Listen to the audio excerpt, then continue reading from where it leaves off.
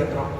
வீடு கட்டுறதுக்கு காசு நீங்க உழைத்தது, உங்க பெற்றோர்கள் வாழ்த்து கொடுத்தது, உங்களுக்கு தெரியாம வட்டி இல்லாம உதவி பண்ணியது கடவுள். அதை மறந்துடக்கூடாது. கடவுள் தான் உதவி பண்ணினார். அவர் இல்லைன்னா இந்த வீடு கிடையாது. அப்ப அந்த வீட்டுல யாரை மாத்தணும்னு நினைக்கிறீங்க? கடவுள் படத்தை மாற்றணும் இல்லையா? அதுக்கு பதிலா என்ன மாதிரி ஒரு நாக்கை தொங்க போட்டு 2 கண்ணை பெருசா வச்சு ஒரு பொம்மையை மாட்டியதான். கேட்டா அதுக்கு என்ன பொம்மைன்னு பேரு? என்ன மாதிரி 5 எழுத்து சொன்னா எல்லா வாயில வருதா? திருஷ்டி பொம்மைன்னு பேரு. இப்ப நான் ஒண்ணு சொல்றேன் பாருங்க. இப்ப சாலை வழியா போயிட்டு ஒரு கப்பு மாதிரி போட்டு 2 ஆவி மாதிரி கோல் போட்டா அதுக்கு என்ன கிடைக்கு பேரு? ஒரு கப்பு மாதிரி போட்டு ஒரு கோடு போட்டா அந்த சிம்பிள் பார்த்து என்ன சொல்லுவோம்? தெரிஞ்சு வச்சு பாருங்க. என்ன கிடையாது? ஆமா. இன்னும் கொஞ்சம் விவரமா பாத்தீங்கன்னா பச்சை லைட் போட்டிருப்பான் கடைக்கு. அது என்ன கடைக்கு பேரு? புரோட்டா கடைன்னு பேரு. தாரிக்கான கடைக்கு ஒரு சிம்பிள் போட்டா தெரியுது இல்லையா? ஒரு பகுதியில குப்பை போட்டிருக்காங்க ஒரு பாத்திரத்துல, அதுக்குள்ள என்ன போடணும் தெரியுது? ஆமா, மக்கும் குப்பை, மக்கா குப்பை. இந்த 2 எல்லாம் மக்குன்னு அர்த்தம். அங்க போட்டு வச்சிருக்காங்களா? உடனே அப்போ ஒரு படத்தை பார்த்து இன்னாருக்கு என்னுடைய வாட்ஸ்அப் குரூப் அதுல ஐயாவுடைய உமாபதி சிவன் வருது. அப்ப அந்த இணைப்புல இருக்கிற யாருன்னு தெரியுது? இந்த கருத்துல எல்லாம் வாங்கி வச்சுங்க வச்சிட்டீங்களா? இப்ப வீட்டுல அந்த படம் மாத்திருக்கு. கடவுள் எல்லாம் இரவுல எல்லா பக்கம் இருக்கிற கடவுள் வீட்டுக்கு வருவாங்க. அந்த பொம்மை பார்த்த உடனே என்ன செய்வார்? சாமி, இது நாம போகக்கூடாது, இதெல்லாம் அந்த மாதிரி இருக்கிறவங்க சொல்லி கடவுள் வீட்டுக்கு வருவாங்க. அப்புறம் சில நேரத்தில் பேய் பிசாசு எல்லாம் வருமா, அது இந்த பொம்மை பார்த்தோன்னா என்ன பண்ணும்? இது நம்ம குடோன்னு போய் படுத்துக்கணும். யாரு குடோன்னு படுத்துக்காதா? பூரா பிசாசு படுத்துக்கணும். எத்தனை கணபதி யோகம் பண்ணது எடுக்கிறது. அதனால அருணகிரிநாதர் சொன்னார், உனக்கு எது நல்லது தெரியுமா, தீமையை போக்கும் தெரியுமா? இறைவனுடைய திருப்புகழ் தான். சினத்தவர் முடிக்கும், பகைத்தவர் குடிக்கும், செகுத்தவர் உயிர்க்கும் சினமாக, சிரிப்பவர் தமக்கும் படிப்பவர் தமக்கும் திருப்புகழ் நெருப்பென்று அறிவோம்யா. அறிவோம்னா தெரிஞ்சுக்கோ. திருப்புகழ் தான் நெருப்பு. எதுக்கு? இந்த தீண்டு சிரிக்கிறவங்க கண்ணு பட்டுச்சு, காது பட்டு ஒன்றும் படாது. இவன் கண்ணே அவனுக்கு பட்டு இன்னொரு கண்ணு வேற வரணுமா இல்லையா? நல்ல சொந்த நிகழ்ச்சி பெருசா நடத்துங்க. 2 பேர் வருவான். இவனுக்கு வந்த வாழ்க்கை பார்த்தியா? இவனை கூப்பிட்டு சொந்த காசுல சூனிய வச்ச மாதிரி. இவனுக்கு வந்த வாழ்க்கை இவனை கூட கூப்பிட்டுக்கிறோம். வந்த வேண்டும் சொல்றான். இவனுக்கு வந்த வாழ்க்கையை பார்த்தியா? அந்த அளவுக்கு இந்த மனசு ரொம்ப தூய்மையா இருக்கு. அப்ப அந்த சிரிப்பவர் நமக்கும் படிப்பவர் நமக்கும் அந்த பொம்மை வேலை செய்யாது. நீ பாடுகிறாயே திருப்புகழ் தேவாரம், அதுதான் அந்த தீமையை போக்கும் தான். அதற்கப்புறம் அவர் சொல்றாரு, திருப்புகழ் நெருப்பென்று அறிவோம் யார். திருப்புகழ் என்ன செய்யும்? நினைத்ததும் அழிக்கும். நீ என்ன நினைக்கிறையோ அதை கொடுக்கும். நான் சொல்றது பொருள் சேர்ப்புகள். நினைத்ததும் அழிக்கும், மனத்தையும் உருக்கும், நிசிக்காது அறுக்கும் பிரவாகம். ஆக கேட்டதை கொடுக்கும் திருப்புகழ்.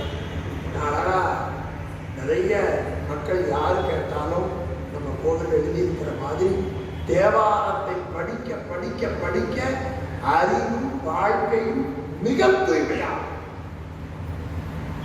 அதுக்கப்புறம் என்ன செய்யும்னா பொறுப்பையும் இடிக்கும், நெருப்பையும் எரிக்கும்.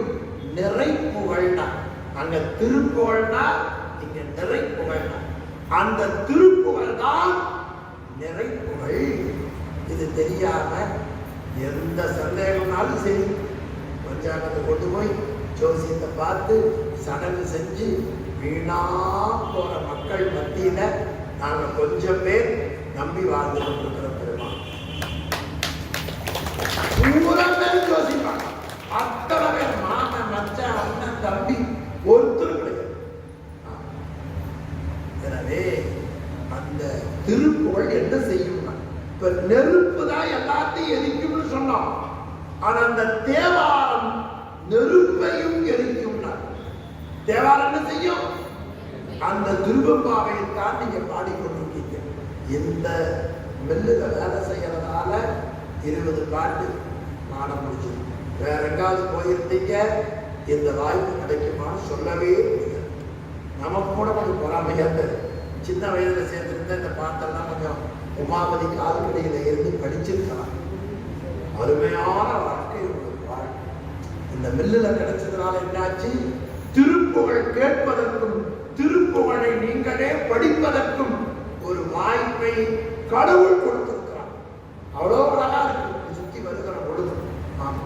எனவே நெருப்பையும் எரிக்கும் பொறுப்பை, பொறுப்புனா மலைன்னு பேரு, இடையினரும் மலை. நாம செஞ்ச பாவ மூட்டை மலை மாதிரி இருக்கு. அந்த பாவ மூட்டையை அடிச்சு உடைப்பது எது என்றால் திருப்புகழாகிய தேவாரம். அந்த திருப்புகழைத்தான் அருணகிரிநாதர் திருப்புகழ் என்றே பேர் வைத்தார். இப்ப நமக்கு நம்முடைய உயிர் இறைவனுடைய திருவடியில சேருவதுதான் மிகப்பெரிய செல்வம். அத திருவாசகத்துல 34வது 33வது பதிகம் குழைத்த 10. அதுல 10வது பாடல்ல புகழே பெரிய பதம் எனக்கு புராண நீ தந்து அருளாதே. கூகுள் பே பணத்தை அனுப்பிச்சுட்டு பொருள் கரெக்டா அனுப்பணும், அட்ரஸ் ஃபீட் பண்ணவே இல்லையா? தப்பா பண்ணீங்க 33 34 யார் வீட்டுக்கு வந்துருவா கட்டாயம். அவங்க நான் ஒன்று ஆர்டர் பண்ணவே இல்லை, கவனமா சொல்றேன். புகழே பாஸ்வேர்டு பாருங்க, புகழே பெரிய பதம். பதம் என்பது மிகப்பெரிய மகிழ்ச்சி. அது ஞான வீடு, செல்வ வீடு. புகழே பெரிய பதம் எனக்கு புராண பழமையானவனே எனக்கு தந்து அருள், அதை கொடுப்பாயாக என்று குழைத்த பத்திர கேட்டார். இதுதான் நிறை புகழ், இதுதான் பொருள் சேர் புகழ், இதுதான் ஆண்புகழ், இதுதான் அழகில் புகழ், இதுதான் பேரின்பமாகிய இன்பம். அந்த புகழ் கிடைக்க வேண்டும் என்றால் இல்லறத்திலே வள்ளுவன் காட்டிய முறையிலே புகழோடு வாழ வேண்டும். ஏன் சுவாமி, இல்லறத்துல புகழோடு வாழ்றதுக்கே இன்னும் என்ன பண்றது தடுமாற்றமா இருக்கிற பொழுது துறவரத்துல இந்த புகழோட வாழ முடியுமா என்றால் 63 நாயன்மார்களிலே 3 நாயன்மார்களை நீங்கள் சுந்தரமூர்த்தி நாயனார் ஒருவர், அவங்க அப்பா ஒண்ணு அம்மா ஒண்ணு 3 கழிச்சா 60 நாயன்மார். 60 நாயன்மார்ல ஒரு சோழனுக்கு பெயர் புகழ்ச்சோழன் என்று பெயர். ஒரு சோழராஜாவுக்கு பேர் என்ன? வாய் மணந்து சொல்லுங்க, வாய் வணக்கம். என்ன சோழர்? கொஞ்சம் சத்தமா என்ன சோழர்? கருவூர்ல தலைமை பீடமா கொண்டு அரசாட்சி புரிந்த சோழ சாம்ராஜ்யத்தில் ஒருவர் புகழ்ச்சோழர். அவருக்கு பெயர் அவங்க அப்பா இருந்தாங்க புகழ்ச்சோழர். இதுக்கு முன்னால ஒரு மிகப்பெரிய ஞானியினுடைய அப்பா பெயர் புகழனார் பெயர். திருநாவுக்கரசு நம்முடைய தலைவர், அவருடைய அப்பா உடம்புக்கு அப்பா பி.கே. ஐயா, உயிருக்கு அப்பா சிவபெருமான். அது மாதிரி ஒரு திருநாவுக்கரசு ஒரு வாழ்வான். அவருடைய அப்பா பெயர் புகழனா, புகழுக்கு உரியவர். அந்த புகழ்ச்சோழர் ஒரு பெயர், அதை விட்டுருவோம்.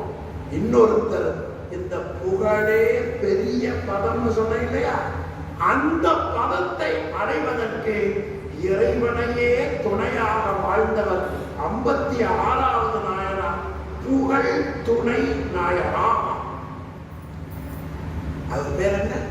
புகழ் துணை நாயனா. இதுக்கு மேல என்ன பண்றது? ஒரு பெரிய ஆர்கெஸ்ட்ரா ஒரு சத்தம் போடணும், ஓர் போடணும், அத்தனை பேர் திருச்சி போடணும்.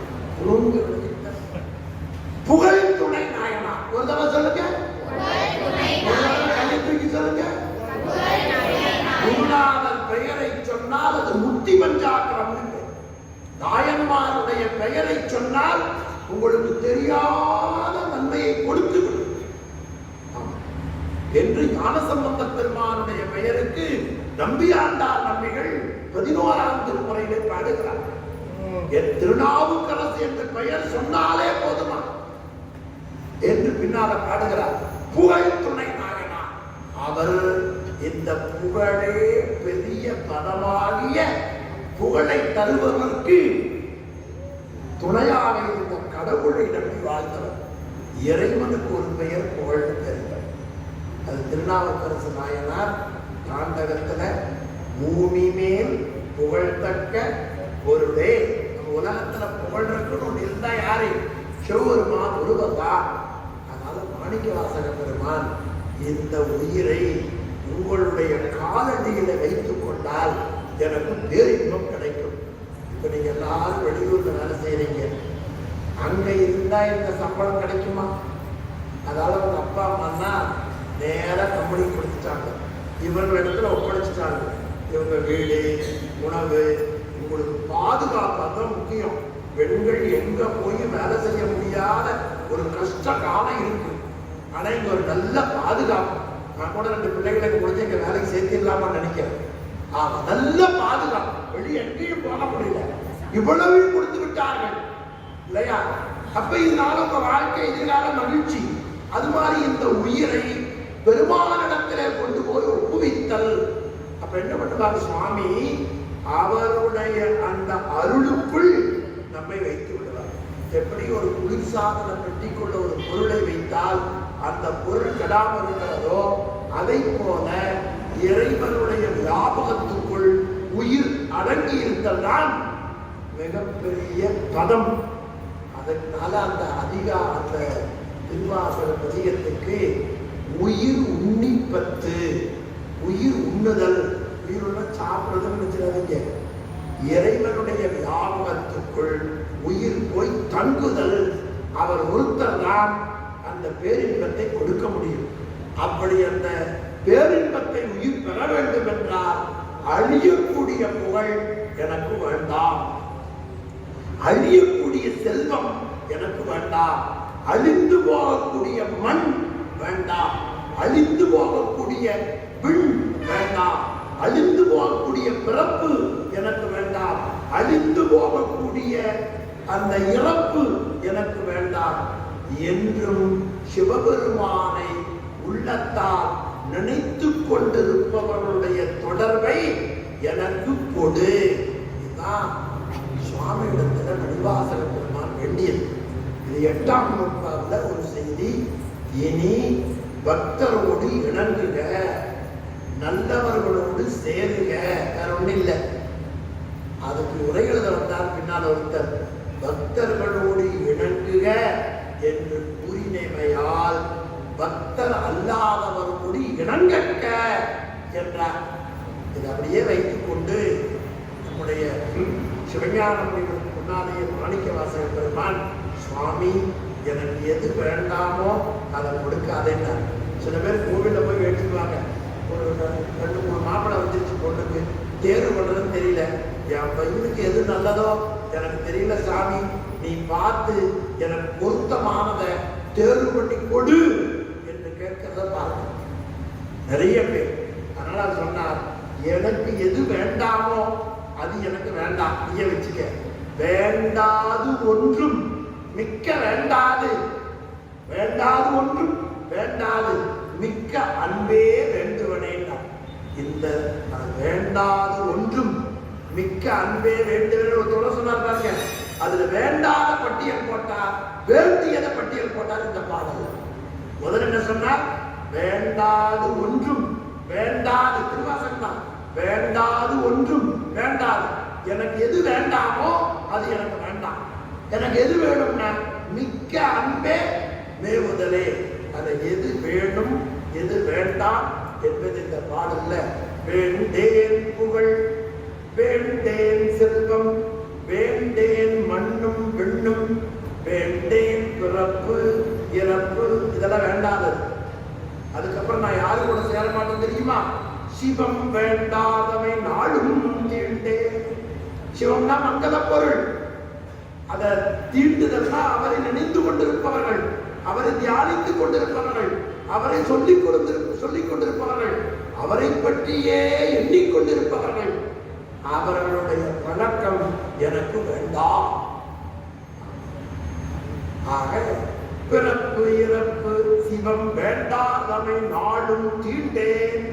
சிவத்தை என்னாருடைய தொடர்பை நான் எனக்கு வேண்டாம். அது 8ஆம் நூற்றாண்டுல சிவஞானம் சொல்றார், நமக்கு ஆணவம்னு ஒரு வேண்டாத ஒருத்தன் இருக்கான். அவன் என்ன பண்ணுவான்னு கேட்டீங்கன்னா, சந்தர்ப்பம் வருகிற பொழுதுதான் காலவரி விடுவான். ஆனா பக்தர்கள் அல்லாஹ் இருக்கிறார்களே, சந்தர்ப்பம் வருகிற பொழுது காலவாரம் இல்லை, சந்தர்ப்பத்தை உருவாக்கி காலவாரி விடுவான். நமக்கு மாத்தி சொன்ன புரியுதுக்காக. ஆமா, சந்தர்ப்பத்தை உருவாக்கி பிறகு காலம் விடுவான். அதனால அந்த கருத்தை அப்படியே இங்க சொல்லுகிறார், சிவம் வேண்டாதவன் நாள் தீண்டே. தீண்டுதல்னா எண்டுதல் வேண்டாம், நினைத்துக் கொண்டிருப்பவர்கள் தொடர்பு எனக்கு வேண்டாம். அது மட்டுமல்ல, உலகத்துல கடவுளை பற்றி உண்டா இல்லையா, உயிர் உண்டா இல்லையா, இது உண்மையா இது பொய்யா, இது நம்பலாமா நம்பக்கூடாதா என்று பலரும் பலபலம் பேசுகிறார்கள். அவர்களுடைய செய்தியை நான் நெஞ்சிலே ஏற்றுக்கொள்ள மாட்டேன். பூண்டேன் புறம் போகேன். நான் இந்த உண்மையை விட்டு என்னுடைய உள்ளம் என்றும் வெளியே போகாது. புறம் போகேன், இனி புறம் போவது விட்டேனே என்று 5வது திருப்பாடல்ல நம்முடைய உமாபதி சிவம் எனக்கு ஒரு தலைப்பு கொடுத்தார். தலைப்பு கொடுத்த பொழுது எனக்கு ஏன் இதை கொடுத்திருக்கிறார் என்று நான் எண்ணினேன். இன்னும் நம்ம புகழுக்கும் செல்வத்துக்கும் இந்த வயதாகி நினைத்து கொண்டிருக்கிறோமோ என்னவோ தெரியவில்லை. அவருக்கு மீண்டும் இறைவனையே சிந்திக்கக்கூடிய காலம் இன்னும் கூடுதலாக புகழனுக்கு கிடைக்க வேண்டும் என்று அவர் எண்ணி இருக்கலாம். அதனால் இந்த தலைப்பை கொடுத்தார் என்றுதான் நான் எண்ணி வணங்கி ஏற்றுக்கொண்டேன். அதை இந்த மார்கழி மாதம் வருகிற பொழுதே ஒரு ஏக்கம் இருக்கும். தீபாவளி வந்தா போன ஸ்டெப்னு ஒரு ஏக்கம் இருக்கு இல்லையா தொழிலாளிகளுக்கு. அது மாதிரி மார்கழி மாதம் வந்தா உமாபதியினுடைய போன் எப்ப வரும் அப்படியே ஏக்கமா இருக்கும். வந்துருச்சுன்னா வந்துருச்சான்னு படிச்சு அடுத்து ஒரு ஏக்கம் இருக்கும், என்ன தலைப்பு அவர் கொடுக்க போகிறார் என்று ஒரு மகிழ்ச்சியா இருக்கும். ஆனா எப்படி கொடுத்தாலும் பேசுகிறவர்களுக்கு என்ன பயன் கிடைக்குதோ இல்லையோ, பேசுகிற எனக்கு 100 விழுக்காடு பயன் கிடைக்கிறது.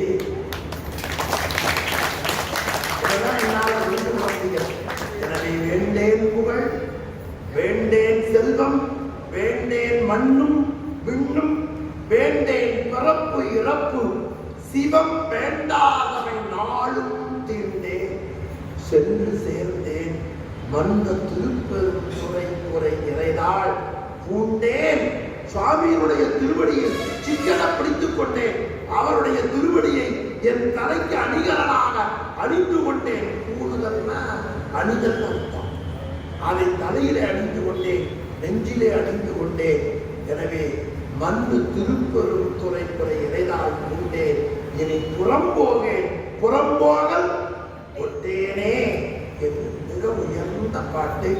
இந்த பாடலுடைய பொருள் இறைவன் எவ்வளவு உணர்த்தினானோ அதை நான் உங்களுக்கு சொன்னேன். ஒவ்வொருத்தருடைய பக்குவத்துக்கு தகுந்த மாதிரி தான் அந்த பாட்டு பொருள் புரியும். எந்த ஒரு கருத்து சொன்னாலும் அந்த கருத்து வாங்கிக் கொள்பவருடைய உள்ளத்துக்கு ஏற்பத்தான் அது அமையும்.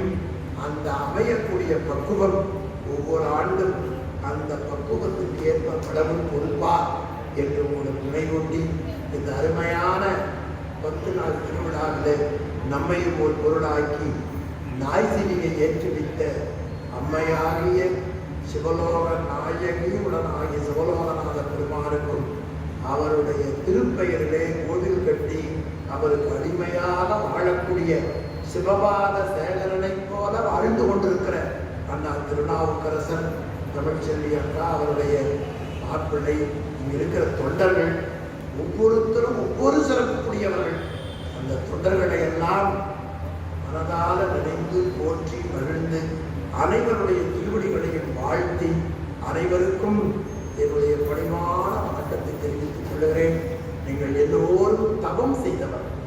நான் சின்ன பிள்ளையா இருக்கிற பொழுது எங்கள் தந்தையார் இது போல ஒரு பெரிய திருவாசக கூட்டம் நடைபெற்றது. அந்த கூட்டத்துக்கு அழைத்து போனார். அப்ப நீங்க போட்டிருக்கிற மாதிரி தான் நானும் போட்டிருக்கேன். என்ன ஒரு தூக்கம் வரும், முன்னாடி கை வலிக்கும், இல்லாட்டி கால் வலிக்கும், காலை நீட்டுவேன், கையை நீட்டுவேன். ஆனா எங்க தந்தையார் பக்கத்தில் இருப்பார். அவர் நான் சரியா கவனிக்கலன்னா அவர் கையை வச்சு அவர் தொடையை கொண்டு சிறந்து போயிடும். இப்ப எனக்கு வலிக்கு அப்படின்னு தந்தையார் போட்ட உச்சி. அந்த கூட்டத்தில் சேர்ந்த ஒரு சாதாரண பையன் தான் உங்கள் மத்தியிலே நான் பேசுகிறேன். எனக்கே இவ்வளவு பெரிய இடம் இருந்தால் உங்கள் எல்லோருக்கும் என்னை விட உயர்ந்த பெரிய அறிவு பொக்கிஷம் கிடைக்கும் என்பதை நான் உங்களுக்கு சொல்லி அனைவருக்கும் நன்றி பாராட்டி என் உரையை